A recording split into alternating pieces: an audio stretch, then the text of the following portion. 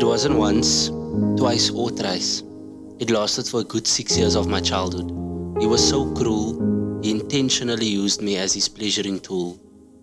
Used, humiliated, embarrassed, disgusted and ashamed was the best way to describe myself and how I felt.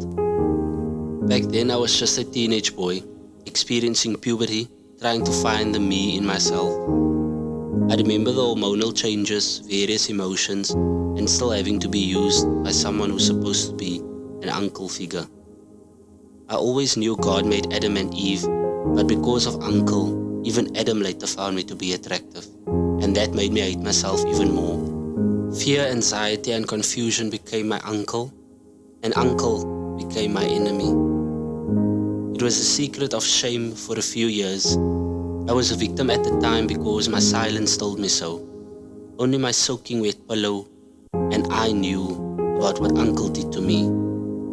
Not even in my mother's womb did I feel as trapped, cursed, and lonely within myself.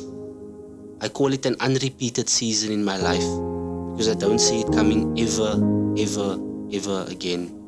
I remember his large, sweaty body against this tiny one of mine. I remember the way he gripped and held me against the floor and said, "It's all just a game." I remember trying to find out what game is this that requires blood, sweat, and tears.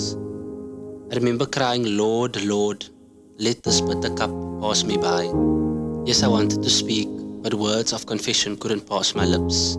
Instead, tears of pain and heartache flowed endlessly, even on my happy off days away from uncle.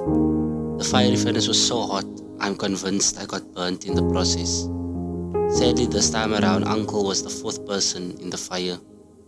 Many call it rape, abuse, grooming or molestation, but I call it an intense season of unusual preparation, a refining process.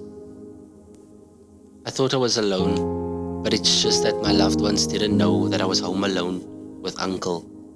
Their love and support made me survive the collapse of what was a solid foundation. When uncle had enough and I thought my life was over, it was family that prayed me through it, and God that said, "It's not over yet. Your life is not over yet." Everyone blamed uncle while I blamed myself. I messed up my life so bad, but God's answer remained, "It's not over yet. Your life is not over yet." No matter what happened to you today, no matter what happened to you yesterday, no matter what happens to you tomorrow, I'm not done with you, my son. You are mine and your life is not over yet. You are not the victim everyone says you are. You are the survivor that you choose to be. I'm not done with you, my son. You are mine and your life is not over yet.